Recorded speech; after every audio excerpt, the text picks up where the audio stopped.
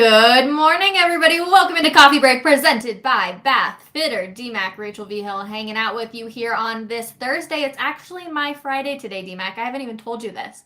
I am taking tomorrow off. I am headed up to the mountains. Enjoy a final bit of snow here before spring really hits. So this is my last day, my Friday for the week. But you get Will Peterson tomorrow. Wow. All right, I'll take Scrappy Will, but you, of course, will be missed. What mountain you headed to? Where are you making some turns? We're going to A-Bay tomorrow. A Basin.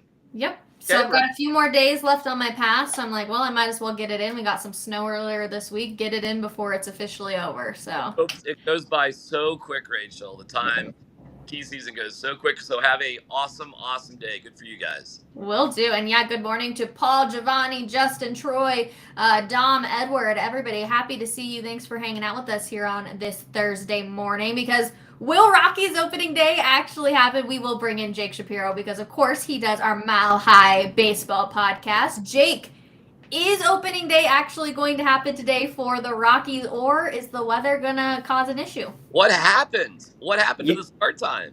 You know, I've always wanted to be a weatherman, like, legitimately, so this is cosplaying my dream. I can give a little, like, oh, and the front's coming in over San Antonio, like, something like that. The start time was moved because it was supposed to rain this afternoon in San Diego, DMAC, and as you have told us, the rain in California has been ridiculous. Yep. So bad that they preemptively changed opening day to opening evening in hopes of getting this game in tonight in San Diego. Fun San Diego Padres rain facts, by the way. They actually do not keep a tarp on their field because they see so little rain and rainouts, they have to bring it in from underneath the concourse. So again, that makes it a reason why they preemptively changed the time so they could better store the tarp later on. Okay. Oh, no. Wow. Jake, what's the starting lineup for the Rockies today? Assuming they get the game in. Well, it's funny that you asked that because I actually have a projection of what that will look like, DMAC.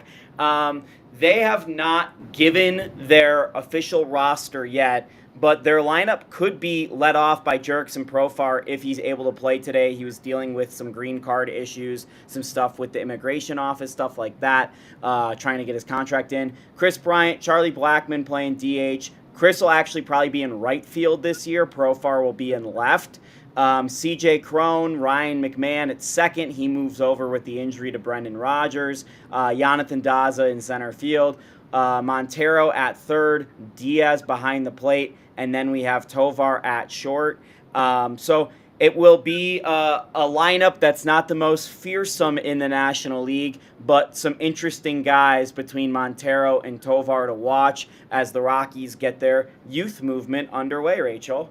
Okay, so hit me with the pitcher stuff, because I'm trying to get into baseball this year, you guys. You all know it's kind of, I don't want to say it's like my least favorite sport, because that makes it kind of sound bad, but it's definitely, I'm getting into it. Let's just phrase it like that. And I know a lot of people are, too. Like, I said this yesterday on the show. I want people to be able to come here and walk away with some, like, educational value. So I recognize a lot of the names on here, Jake, but, like, what else do people need to know going into this season?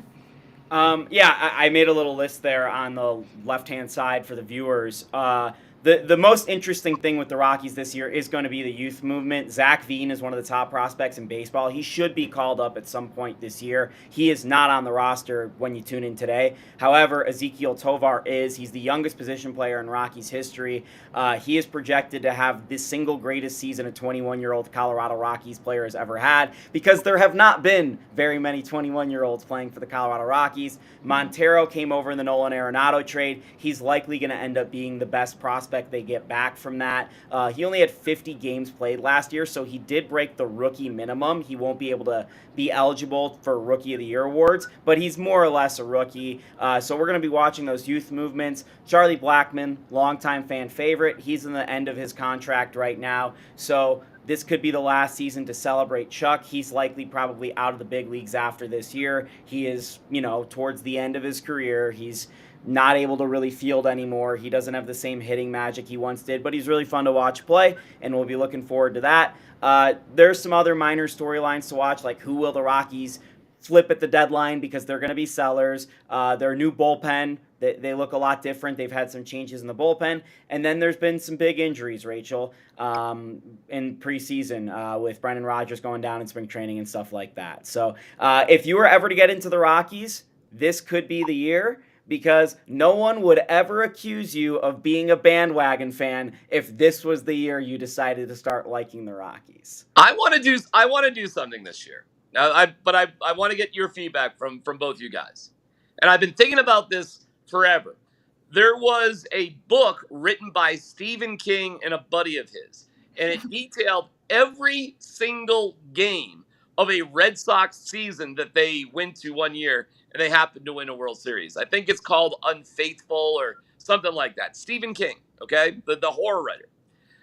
I want to either or both on every single game pick out one good thing or one bad thing about that game. So not to go into huge analysis or big detail, but would you guys find it interesting for every single game of the entire year, and we can certainly do it at denversports.com, one good thing about the Rockies or one bad thing about the Rockies?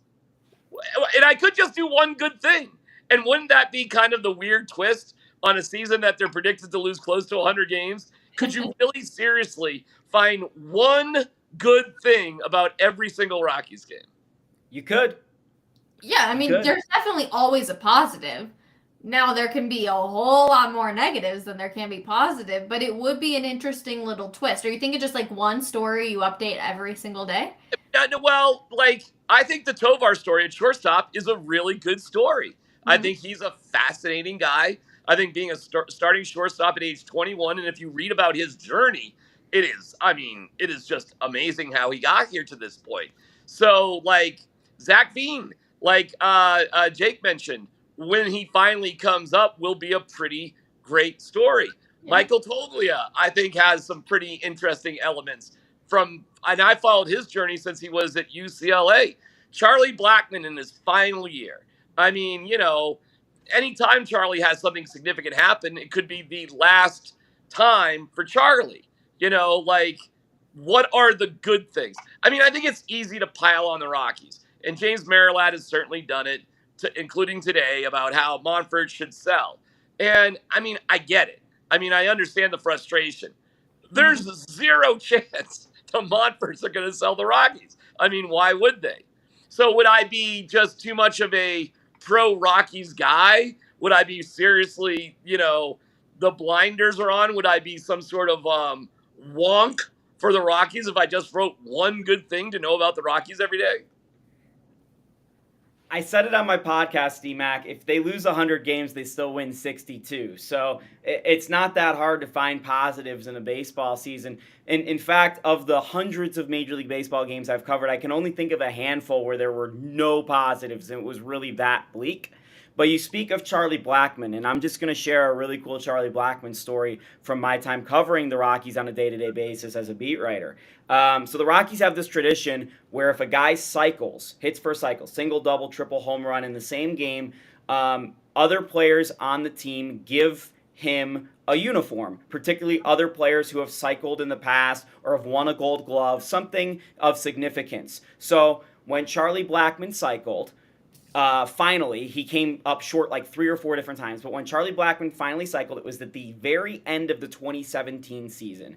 His buddy DJ LeMahieu, Nolan Arenado, all gave him signed game-worn jerseys. That group included Carlos Gonzalez, and why that's important is because that was going to be the last jersey Carlos Gonzalez wore as a Colorado Rocky. That was the final day of his last contract before they went into the postseason, and he was coming off the bench at the time, so there was a chance he didn't play in the playoffs, which he actually didn't play, I don't think, in that play-in game, or he wore a road jersey, so it would have been his last home jersey worn. Signed, given to Charlie Blackmon by Carlos Gonzalez, which was really team history. And Charlie, instead of talking about his cycle, talked about what it meant to own this jersey. Of course, it got all ruined because Carlos Gonzalez signed another one-year deal with the Rockies later, but at the time, it was shaping up to be that, and I'll just always remember that about Charlie. So as we entered that phase of Charlie's career, like we had with Carlos's career,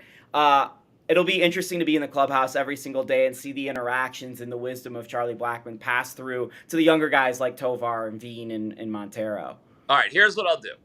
I'll start every short article with, I know the Rockies stink and are not making the playoffs, and that ticks us all off. But, ... and I'll start every article like that so that we acknowledge it's not perfect. So I'm not a complete shill. But I'm going to look for good things. Because it's going to be like the Rockies aren't making the playoffs, but Jake Bird showed great command in 2 strike counts today. Something like that. I'll look for non super specific baseball things. I'll look for more like, stories that you should care about. Like, what was his face? The guy who's a 31-year-old rookie who came up last year. Oh gosh, what was his name? Winston Bernard. Winton Bernard, something like that. Yeah. Bernard, yes. And I think he's on the Blue Jays now. But stuff like that. Going in that direction.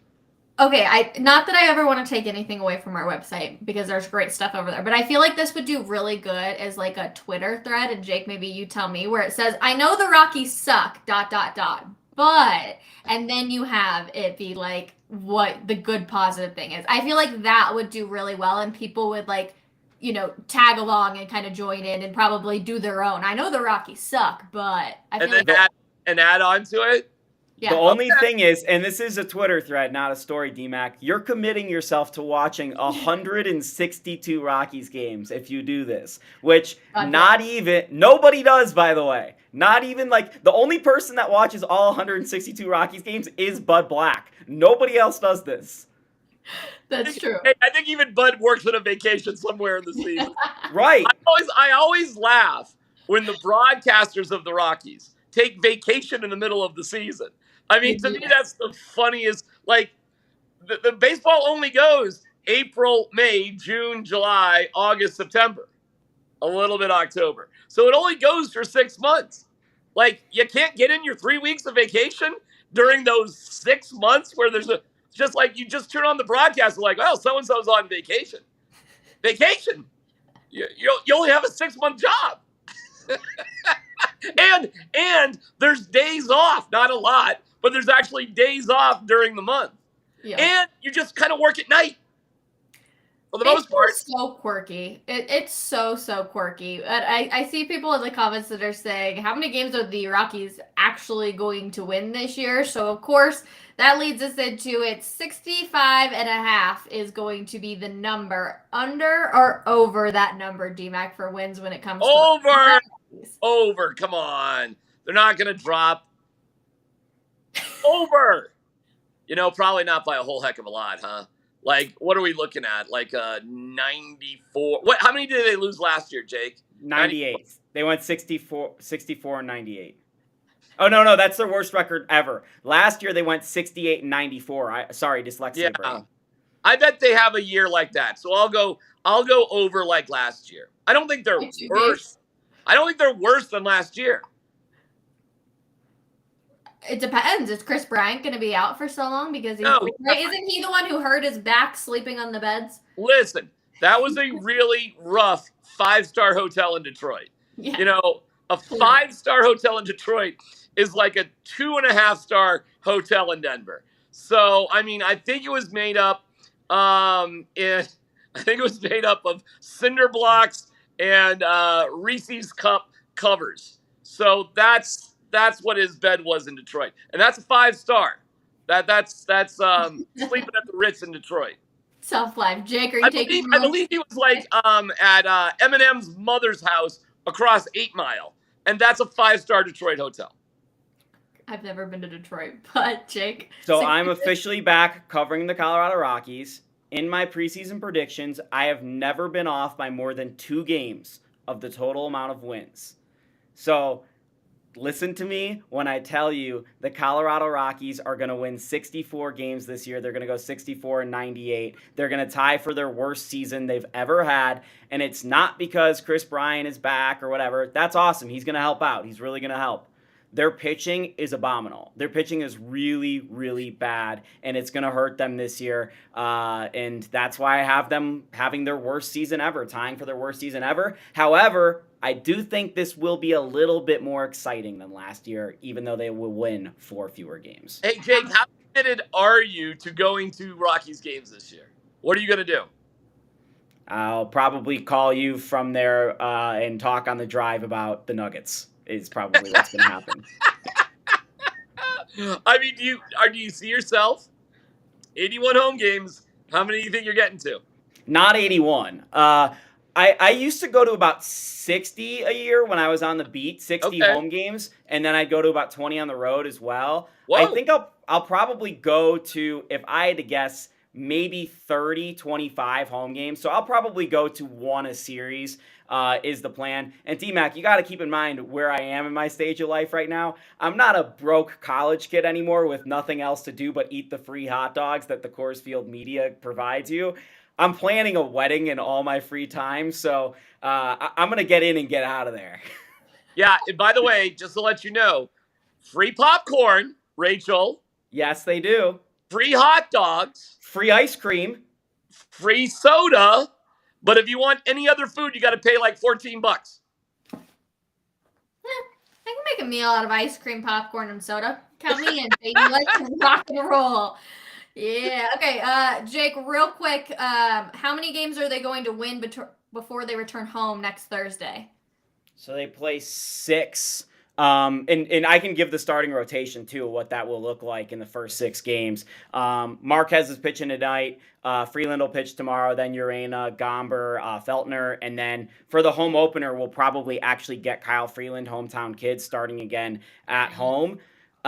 These are the Padres and the Dodgers, the 2 teams projected to finish first and second in the NL West. The Rockies normally start pretty good, by the way, so I'm going to have them at 2-4 after the first 6 games coming home to Denver for their home opener next Thursday against the Washington Nationals. The party day continues. All right, Jake, as always, we appreciate you. And listen to the Mile High Baseball podcast on Fridays at 1 o'clock. Jake is the host of it. I know he's going to plan on having guests too, so it's a good listen for sure if you're into baseball or if you want to get into baseball like myself over here. But we got to talk about the Colorado Avalanche last night, D-Mac. Oh boy, it was not what we were expecting, and they lose 4-2. The empty netter, I will give it to the Wild. It was perfectly straight down the middle, but it was a really bad bummer. It sucked watching that one go in. I'm curious what you thought about it, watching it, and I can go from there. But what did you see just watching it on TV? People are probably gonna get mad at me, but it looks like a group that probably shouldn't have been partying at the Mile High Gala the night before.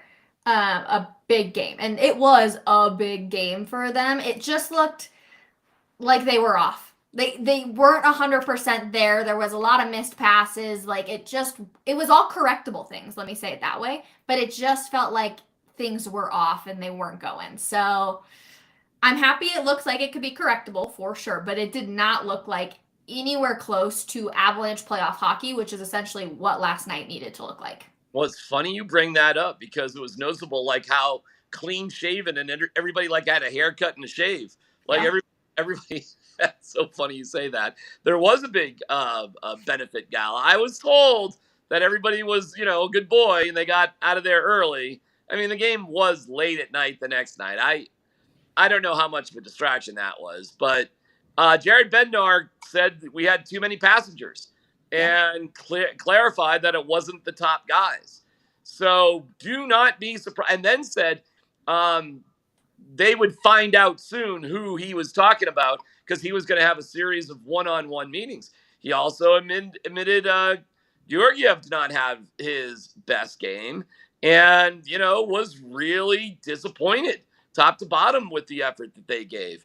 I mean, they have a very annoying habit, Rachel, of just leaving guys alone in the front of the net. It has happened time and time again. Georgiev has been beaten short side in those situations multiple times, so he's not covering the space that he needs in those cases. He's given up rebounds, which lead to dangerous chances too. Mm-hmm. And, they got a little bit unlucky. I think Mikko Rantanen rang the pipe a couple of times in the game. I mean, that, those could be goals. They got a little bit lucky, too, that Bo Byram came out of the penalty box and the puck came right onto his stick and he scored a goal, which was great. Beautiful. But it was it was interesting. The players weren't that upset after the game. They really weren't. Mm-hmm. Bednar was way more upset with the players than the players were after the game. I think the players just looked at it as like, hey, that's the way things go sometimes. You play a good team. That's how the hockey puck bounces. It's just, they weren't thrilled or anything. Yeah. But I was surprised how serious in tone Bednar was. And so there's a couple guys that he was really, really disappointed with. So I would not be surprised whatsoever if we see some dramatic changes with certain guys before Saturday's game against Dallas. Which I'm 100% here for. I actually love that Jared Bednar is like holding players accountable. I feel like it's so important, especially when you are coming off of a championship season, to hold people accountable and to express your frustrations not in like a ranting sort of way. Like, he just tells you exactly what went wrong. And I appreciate that from a media perspective, because sometimes you can have people who are like, oh yeah, like this didn't work out or whatever. And I'm like, Coach, we want to feel the emotion. We want to feel like you care. And I love that we're seeing that from Jared Bednar in such a respectable way. Yeah, it caught me by surprise. It's not the first time that he's done it. Nope. It was a disappointing game. It's not the end of the world, but they are now tied with Dallas and 3 points behind Minnesota.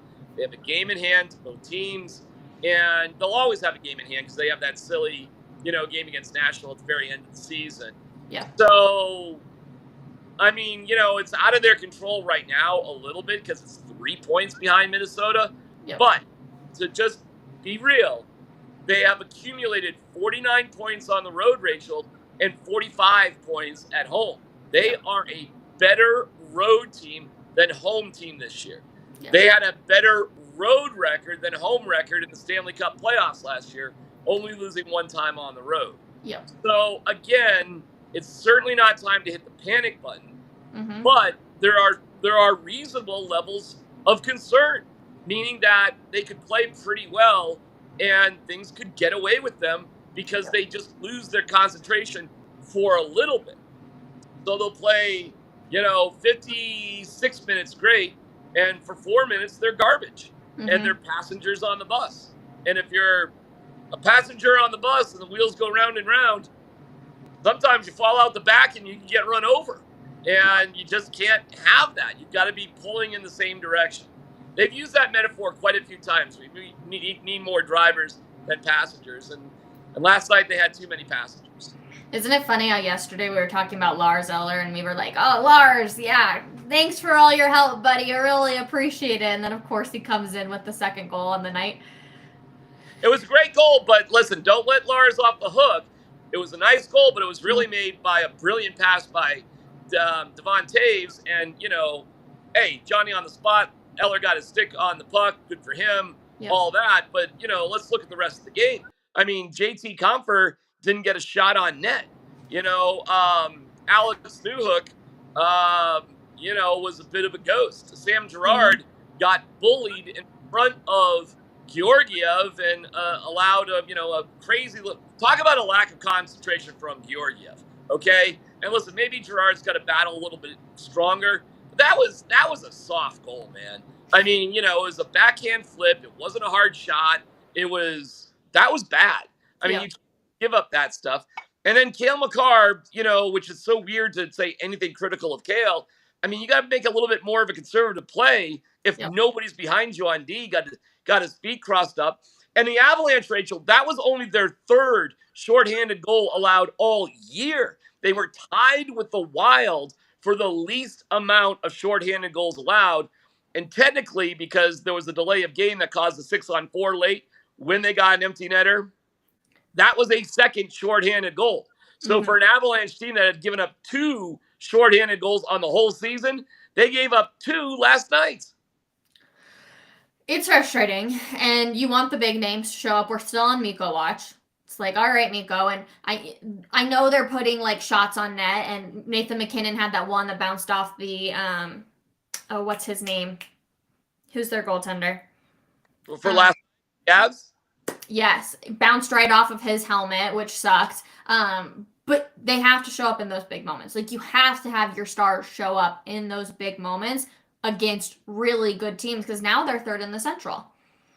They're tied with Dallas at third in the Central, and I'm not sure who owns the tie break there. And listen, Rachel, we've got to the concept of the Avs are just so much better than everybody in the West is ridiculous. Yeah. They're just not, okay? They're not like less than, but they're not far superior, okay? Any series win would be incredible. To win playoff games this year for the Avalanche would be a great accomplishment every time it happens. Mm-hmm. They're not quite like the Nuggets. The Nuggets were a train wreck getting into the playoffs last year, and just to win one game was a miracle. They're not like that. But to think that the Avalanche are far superior to everybody in the West is ridiculous. It doesn't mean they can't win. It just means that this is going to be a much more bizarre battle. The good news, and I'll repeat, it might be okay if they're on the road more than they're at home. That's not the worst thing in the world. But you don't want to be playing poorly. It's not really about being on the road. It's like how you're playing. They're not afraid of playing on the road. But to think like, it doesn't matter. They're great on the road, so who cares?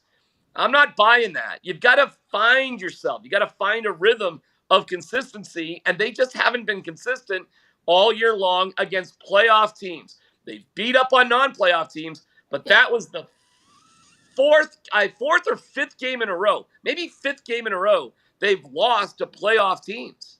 Mm-hmm. Saturday's game against the Dallas Stars is going to be massive. Now with the loss, this game has just like really skyrocketed on the value for the Avs, because obviously they got destroyed last time, 7-2 against Dallas. That's embarrassing enough. So this game, I mean, this has just so much writing on it, D-Mac, that when I actually think about it, I kind of get a little bit of goosebumps, because it's like, all right, Avs, you lost against the Wild. Now this game against the Stars, the team you got embarrassed by, this means everything for the rest of the season. Well, it certainly sets a tone, Rachel. After that game, they've got 2 games in San Jose against the dog crap Sharks team. Yep. So, I mean, you just probably will handle business, I would. Mm-hmm. Did he just get a phone call? He probably did. This game on Saturday, though, it's going to be absolutely insane. It's going to be a ton of fun to watch. It's going to be that playoff atmosphere. Who called you? I'm having other technical issues because my tripod was stolen last night.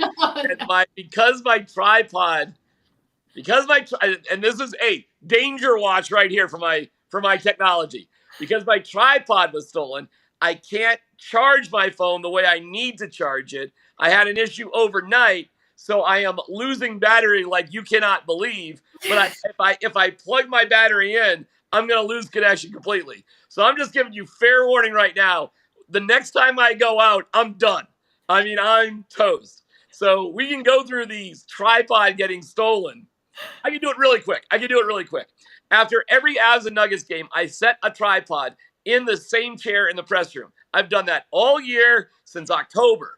All year, I've been to 60-plus events. Same thing every single game. Last night, after the game was over, I come back down.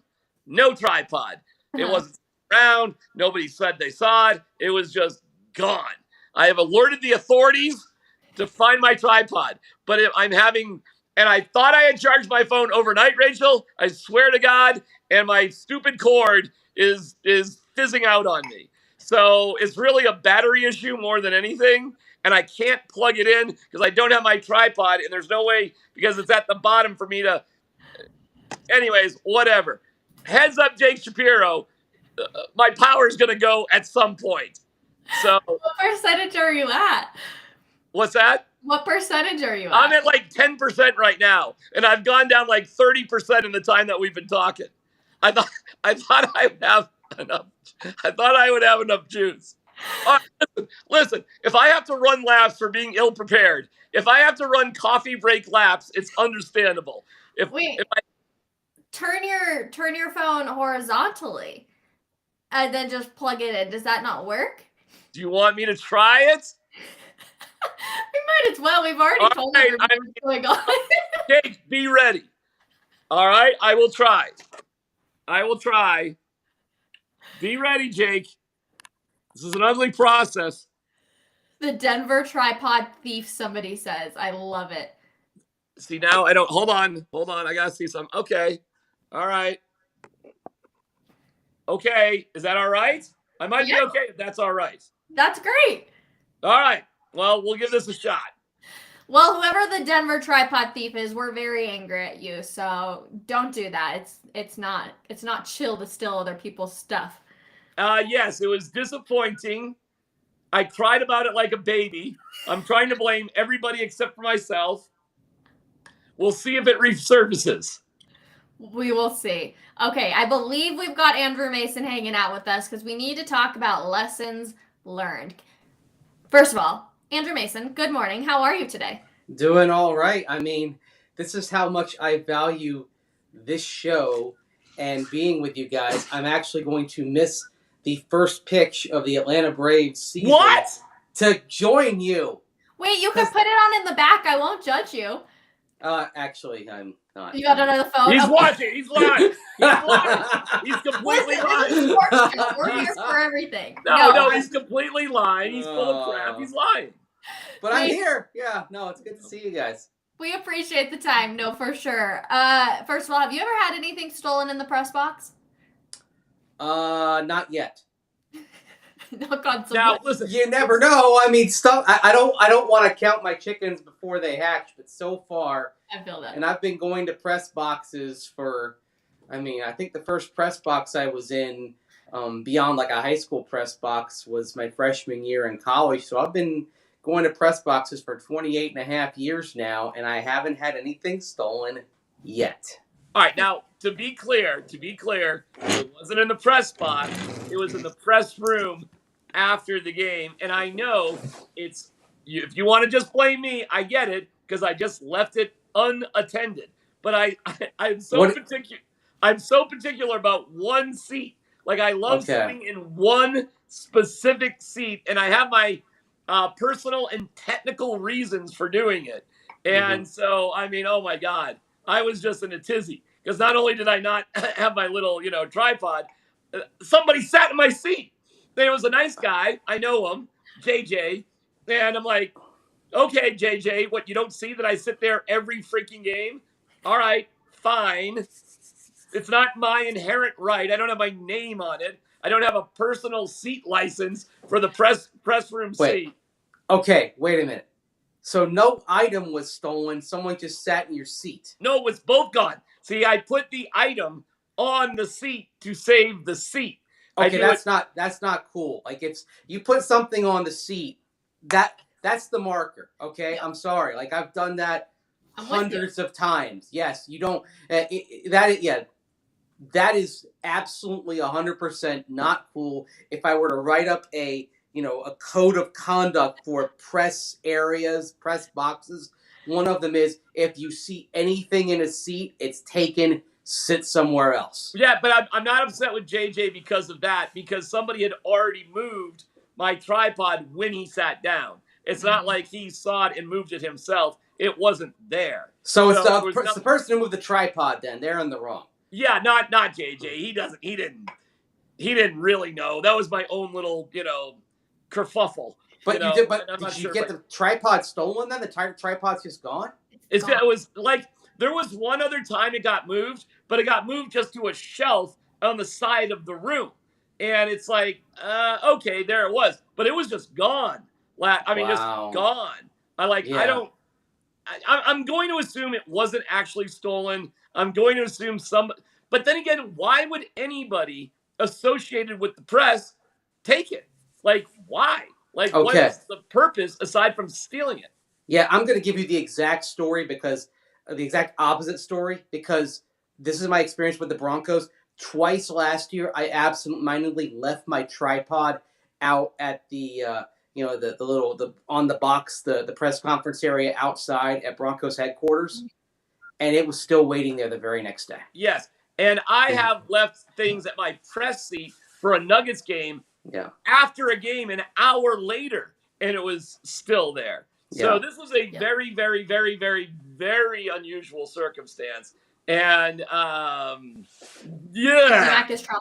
Yeah, not But cool. it's my fault. I am the king of complaining about things that I could prevent if I was a little bit more careful.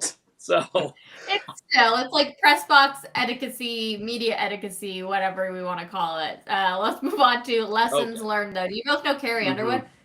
No, what? Okay, Is Carrie that Underwood has a song called Lessons Learned. And every single time I think of this, when I read your article this morning, Andrew Mason, I was literally like, lessons learned, and it was like popping in my head, whatever. So what have the Walton Penner ownership group learned in only their 7.5 months? It's mind-blowing that it's only been 7.5 months, not even a year, about owning an NFL team.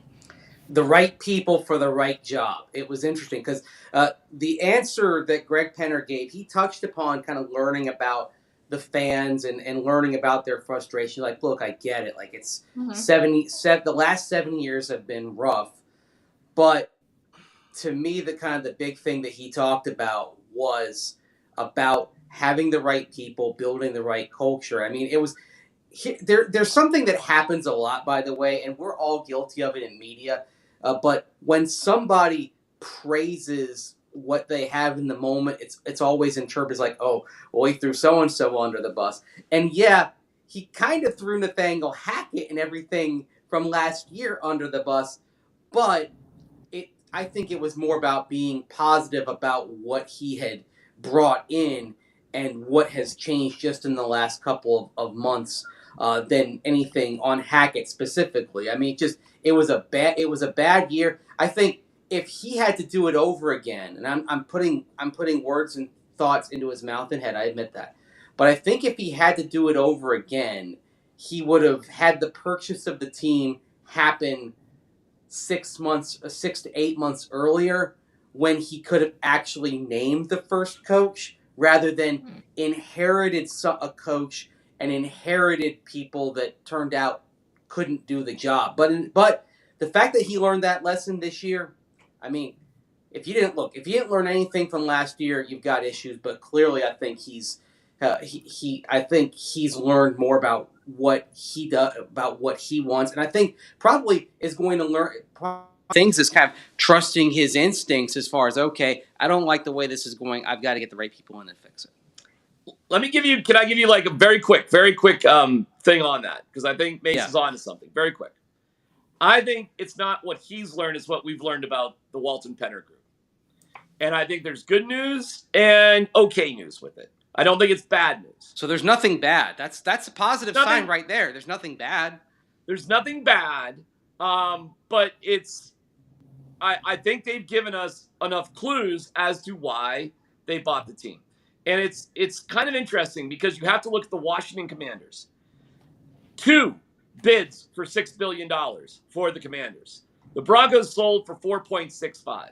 The way they keep pushing the ball down the road with the years left on the lease, I've heard it now multiple times. I'm watching what they're saying very closely. I do believe they have no intentions of ever building a new facility as owners of the Denver Broncos. I think they'll be good caretakers of the organization for the next 8 to 9 years, and then they will sell the Broncos and probably turn somewhere close to a $20 billion profit. They made $1.5 billion in one of the worst seasons ever in terms of valuation. I think they'll do capital improvements to the stadium. I think they'll throw money at everything, which is good. Okay, they're not going to be cheap. And then I think what they're really going to do is look at the Broncos as a smart Walmart-like business investment. I don't think they're owners with passion because there's no passion in their history. I think they're business people. I think they'll spend money. They won't be cheap. They will try to win. They will develop plans for the next owners. And then, like Josh Harris, who is a passionate sports fan who's trying to buy Washington, somebody like that will come in later on. And I think that's what's about to happen. So when he said the biggest thing that he was surprised with, Mace, was how passionate the fans were. Really? That's the most surprising thing? The passion of the fans? That's the least surprising thing to me. All you have to do is look at season tickets in the waiting list to understand that. All you have to do is look up and down the Rocky Mountain time zone to realize we're it. Up and down one slither of North America. from Mexico to Edmonton to realize we're it. It's not a stretch to understand there's a lot of passionate fans. I'm fine with them because they're going to try to do the things that it takes. They're not going to be cheap. I just don't think they're going to be longtime owners for the Broncos. I don't think we'll ever see the Walton Penner Group own a new stadium. They'll have plans for it. They won't own it. They'll be out of the Broncos business around the same time the lease is done for Empower Field. Wow, because I do not get that sense at all. The sense I get is that this is something that this arm of the Walton family wants to be their legacy family business. I think it's a really smart, which includes the stadium development and includes the real estate and includes the money that they would make off of that. I think they'll set it all up and they'll sell the real estate. I think they'll buy large parcels of land, and I think they'll have the whole thing a turnkey process and sell the whole thing kit and caboodle, I would say in 8 or 9 years for around $30 billion. Ow. Yeah, that's like, yeah. I'm sorry, D-Mac. I know this is like Giz's prediction. I could not disagree with you more about what I think their intent is. Of the Washington Commanders go up $1.5 billion more than the Denver Broncos. It's bigger market. Not much. It actually is. We get everything from Edmonton to Mexico City, base. Yeah. Okay. There's a lot of land and not a lot of people. Okay. Whereas Washington itself is a bigger market than Denver, much bigger.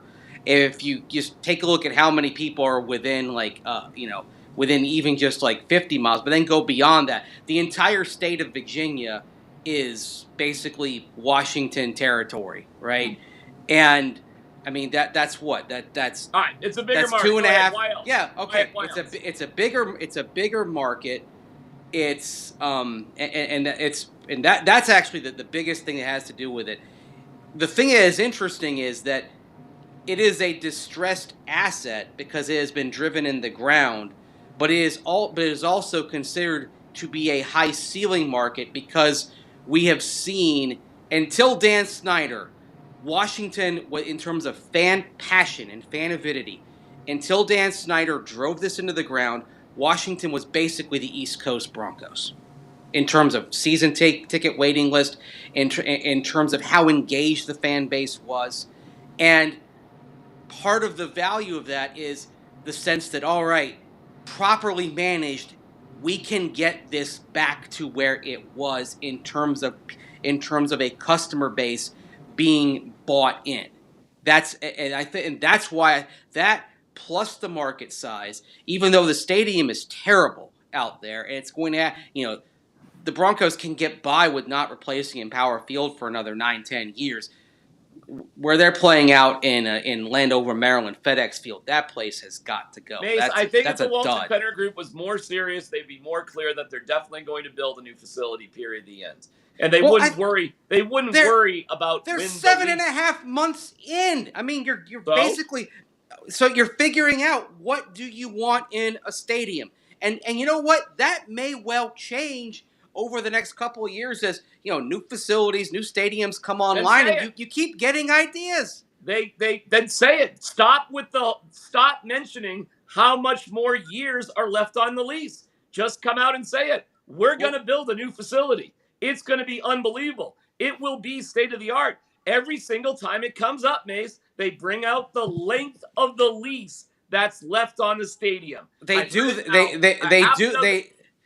that so people don't start kind of clamoring and banging at the door. When are we getting a new stadium? When are we getting a new stadium? It's like, when you're in a car and you're taking a long trip and you got kids in the back seat saying, "Are we there yet? No. Are we there yet? No. Are we there yet? No." By pointing out the length of the lease, you're preventing the customers, the kids in the back of the car, from saying, "Are we there yet? Are we there yet? Are we there yet?" You're basically saying, "Look, this is a long trip. This is a long process. Ask later. Don't ask now." That's part of I think on a human level, that's part of the reason why you'd say, okay, it's a 9-year lease. But also, again, how many times have we talked about, and I know James Marilat brings this up a lot, how Empower Field at Mile High was built right before stadiums went to another level, right?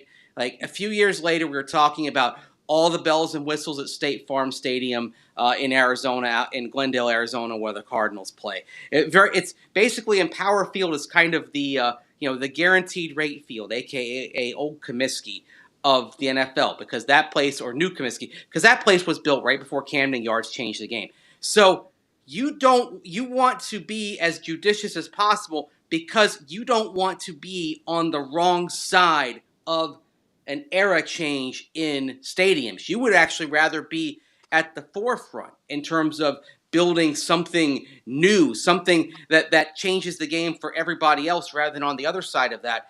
And I think that takes more careful planning than sitting here in 2023 saying, we're going to build this. This is how we're going to build it. I think you've got to investigate and have some more judicious planning involved with that than just willy-nilly saying, we're getting a new stadium, period, that's it. Because I think that's what you'd want them to say. I think that's what you want to hear, and you didn't hear.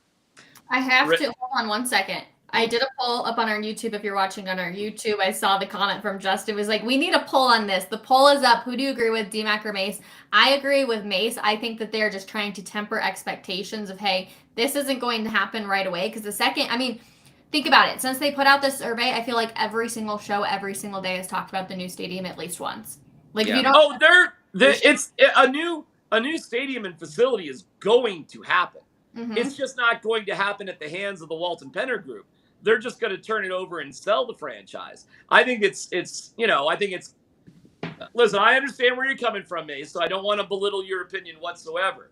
But I think it's, I'm trying to not use insulting language here.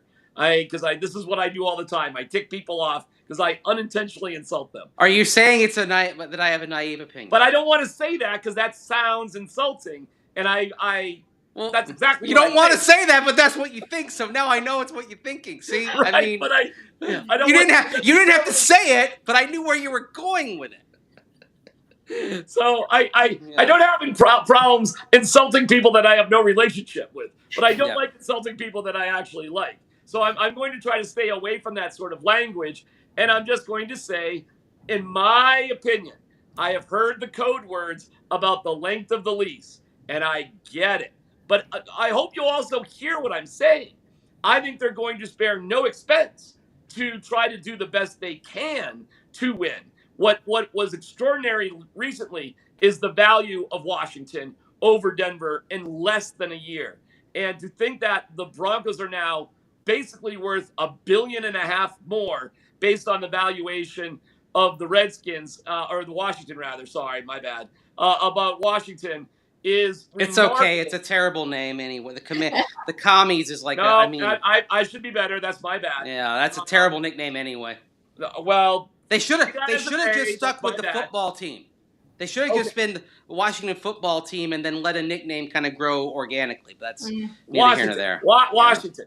The fact that the value has increased this much in a short amount of time, to me, is actually remarkable. And I do think there's deep collusion going on with the owners right now when it comes to Lamar Jackson.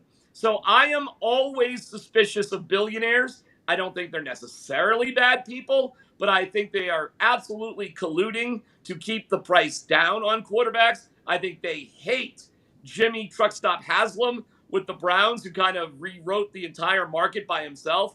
I bet you he can't find a friend to talk to in Phoenix. And other than that, I think these guys work together to build up their unbelievable generational wealth. There's a reason why Roger Goodell deserves to be paid $45 to $50 million, whatever he gets a year, from the owners. He's done a hell of a job for the industry.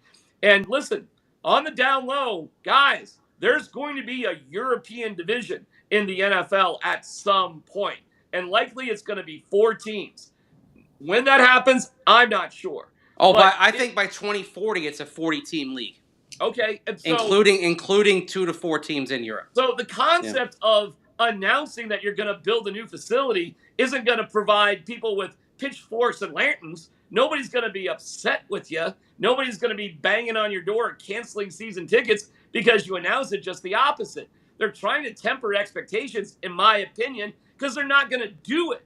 And their real plan as a midlife crisis of billionaires is to have a fun project for the next decade.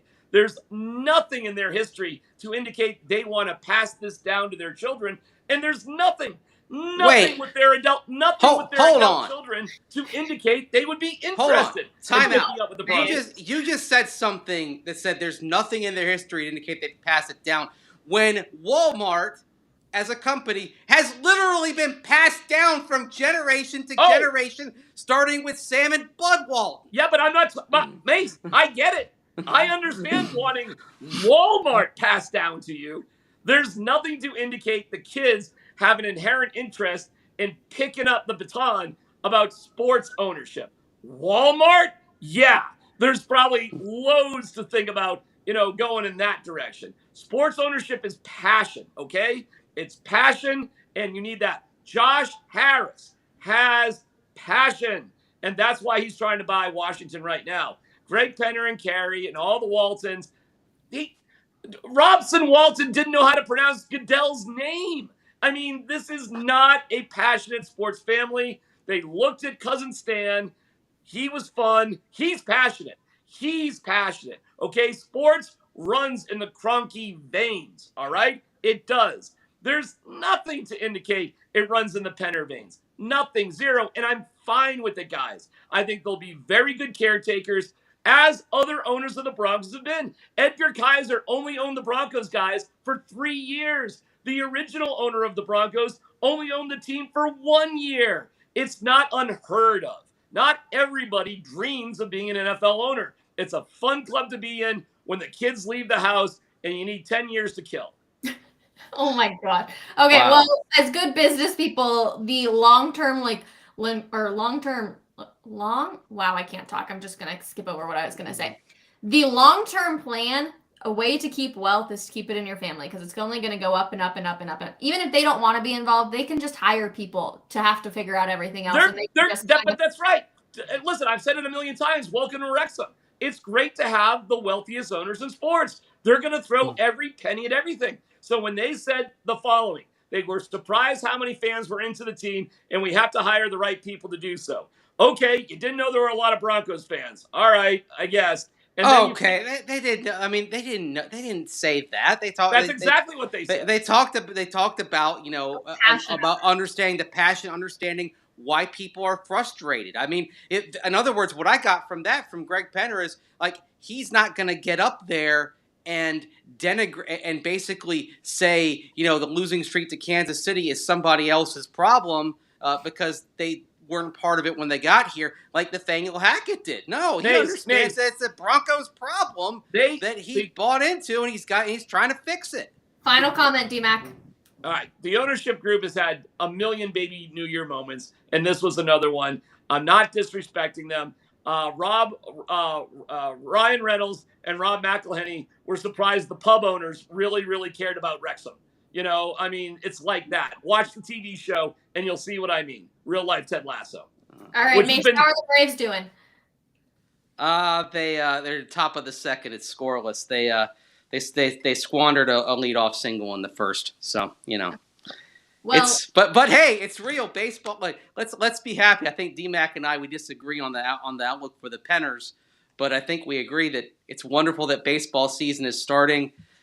Even though the Rockies are probably going to be terrible. I mean, speaking of referencing a TV show or movie, right now the Rockies look like the 1989 Cleveland team in Major League in terms of the lineup they're putting out there and the hopes that they have, but who knows?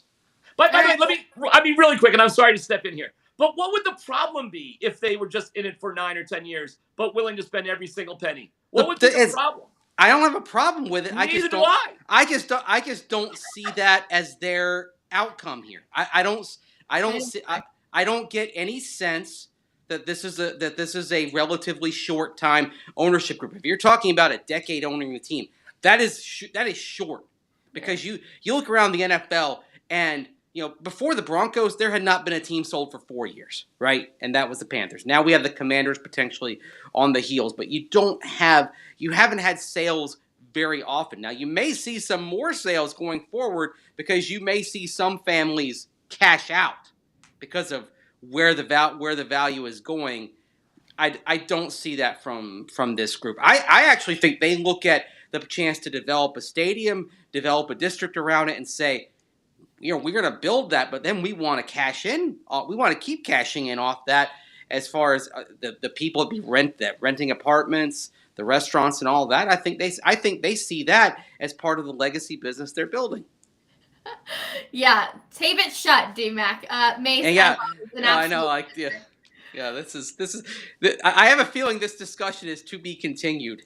100%. I think we're going to see an article at denversports.com about this for sure in the upcoming days. Yeah, I could already see it. Mace, thank you so much.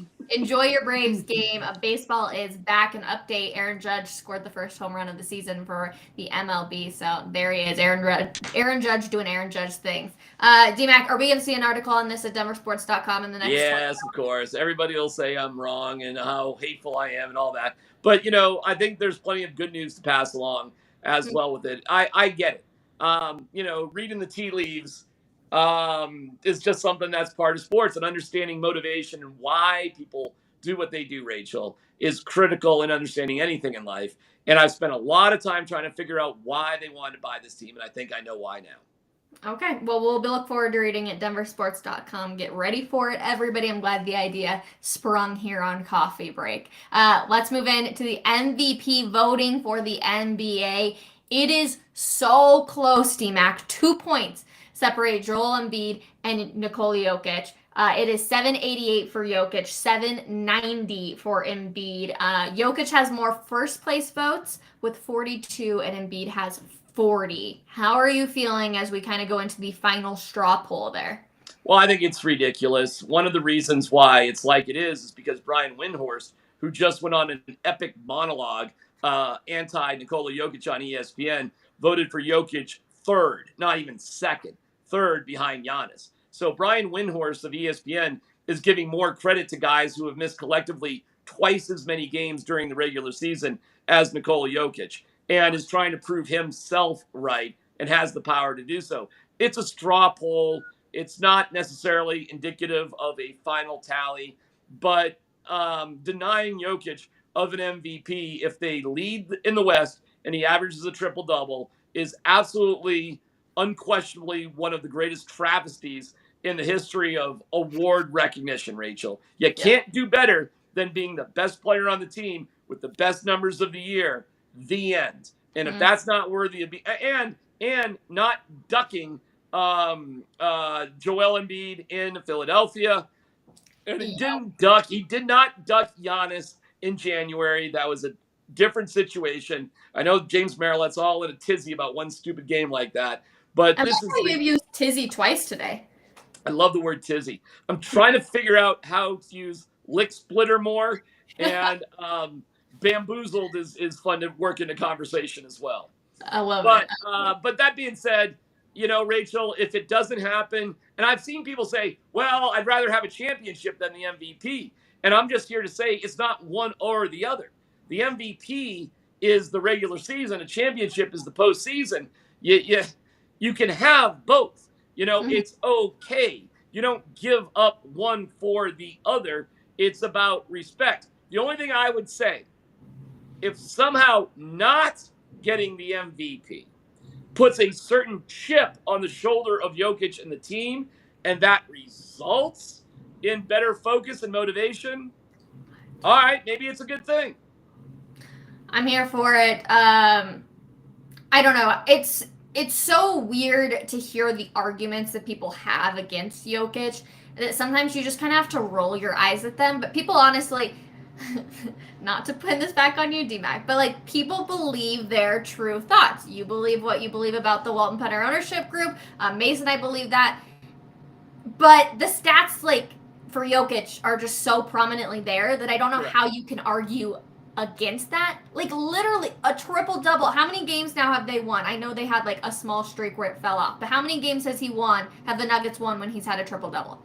I think I believe he has 29. I think they've won 27 out of 29. That's insane. And yeah. I don't know if it's because MPJ and Jamal have come back that all of a sudden it's fallen off the bandwagon a little bit more, but it's just the conversation around it is crazy. To be completely honest with you, I'm ready for it to be over with. I'm like, let's get this over with. I want to know who's gonna win. I'm really rooting for Jokic. Obviously, I don't have a vote. It'd be cool if you did, but I'm rooting for it, and I'm just done with the conversation because I want the Denver Nuggets to win a championship more than I care about Jokic winning MVP again. And to be honest, I think he cares about that a lot more too. Well, tonight's a nationally televised game on TNT against the Pelicans. The Nuggets are well rested. They got a day off after the big gala. So I would assume that they're going to beat the absolute crap out of the Pelicans. And Jokic will have another big game. All he does is have big games. He's the best player in the NBA. And, you know, I thought it went horribly for Embiid tapping out. I mean, and he played last night, Rachel. Did we all notice he played last night? So that's why I'm mind blown. Okay, Jake, this is why I'm like so mind blown about it though, because I'm like, okay, he clearly ducked out. How can you all still be giving so much respect when he clearly ducked out? Oh, it drives me crazy. Yeah, and it wasn't just him. It was Harden too. Harden played last night. They didn't even have a particularly good game against a bad Mavericks team. If he plays like that the rest of the season, Jokic is going to win this MVP. But I wrote this in my column, and upon thinking about it for an hour, I've kind of changed my tune. I think Embiid was running away with this MVP, and I think him ducking Jokic really hurt him in this straw poll. When I wrote it initially, I was like, how could Jokic just not win this thing after the duck? And, you know, Doc Rivers has gone with the MVP is not about one game, it's about 82 games. Yeah, it's about 82 games. It's not about 65, which is what Joel Embiid is going to play. He's going to play a historically small amount of games to win MVP. There's also another thing here that people need to open their third eye to. Are you ready for this? Because you need a tinfoil hat, but it's not that far of a stretch. Do you know who all of the people at ESPN, what agency most of them are represented by? Is it CAA? It's CAA. Guess who Joel Embiid's agency was? Wow. It's CAA. So this narrative coming from ESPN, who a lot of their employees are represented by the same people who represent Joel Embiid, explains a lot of this because it's not even like legitimate criticism. That article that came out that Michael Malone said was a hatchet job on Nikola Jokic's defense is borderline slander. It was ridiculous.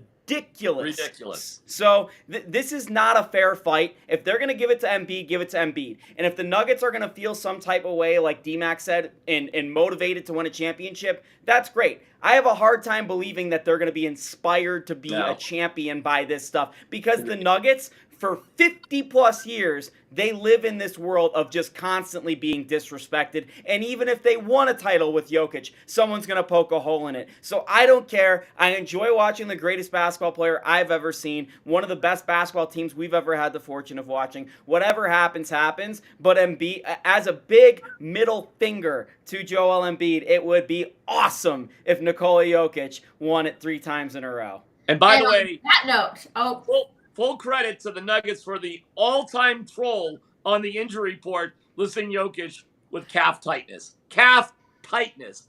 Awesome troll. And on that note, we will end coffee break. An excellent episode. Huge thank you to you, Jake, for leading off with baseball, coming in with the excellent rant to end the show.